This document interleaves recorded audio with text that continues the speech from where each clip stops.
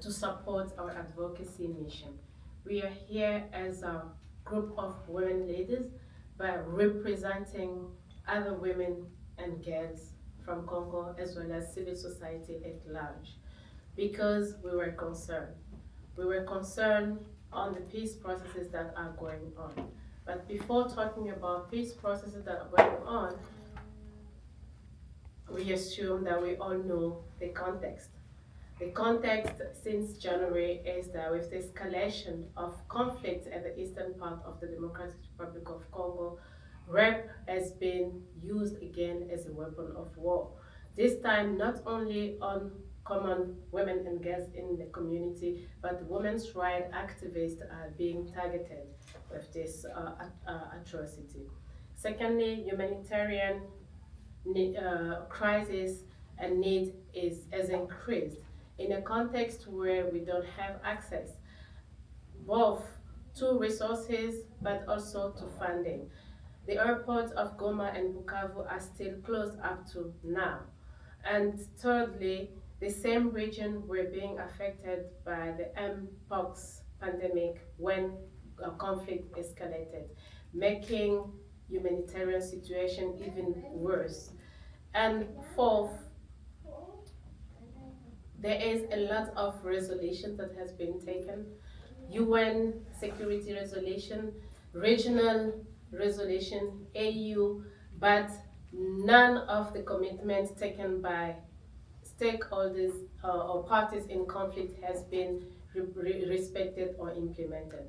It is in this context that as women we came together, because one common point what we notice with all processes is that women are not represented, youth are not represented, civil society is not being consulted, and when we speak or give our recommendations, we are not being heard. We come together because from overnight, we saw on television that there were a deal that was going to be signed in Washington, D.C. While we had other processes, like I was talking about the AU, we had the SADC and the Eastern Community that came together as one process. We noticed there were one process in Doha, the other process in Washington, D.C. But all these processes did not include our voices. We came down here because from what we can hear outside, without having access to the content of term of references or clause of the contract or deal that will be signed, we hear that the deal is focusing on minerals. It is not considering well-being, social and economic, cultural, and even the issue to do with land of the community that sits on these minerals. This is the reason why we came in Washington, D.C. with 3 advocacy points. First, we are calling on all parties involved in conflict to respect all resolutions. This starts with 2773 on ceasefire, because it's also addressing the issue of humanitarian needs, it's also addressing the issue of all other armed groups of other countries to leave Congolese soil.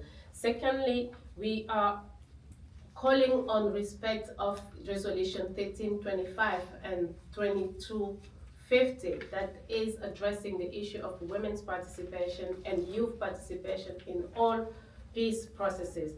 We also have other resolutions that are doing with addressing issues to end impunity and to end use of sexual violence as weapon of war.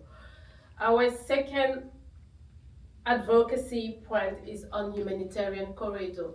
Goma and Bukavu is closed, and the airports are closed.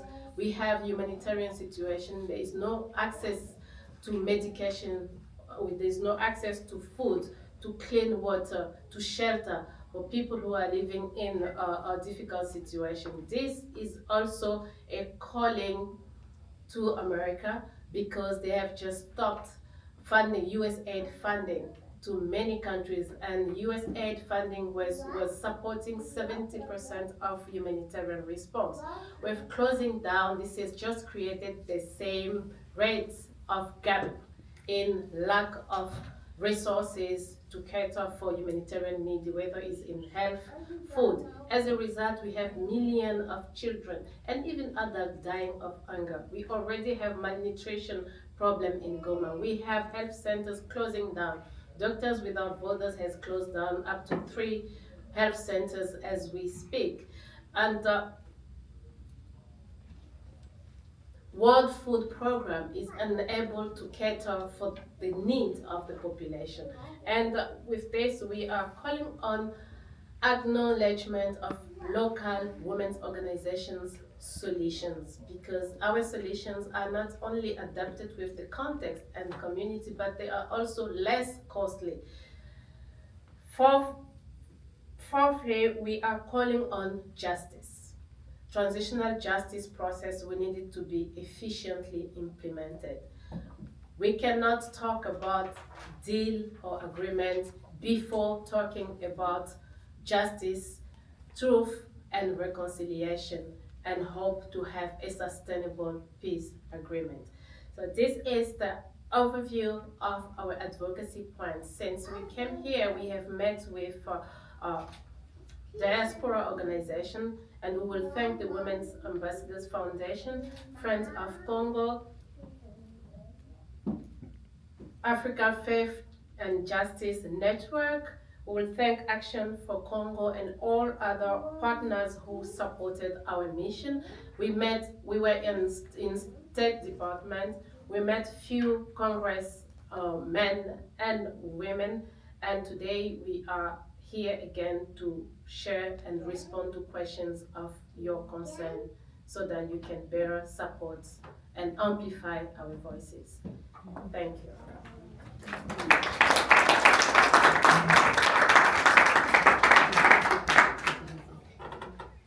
And now Giselle will complete for our statements.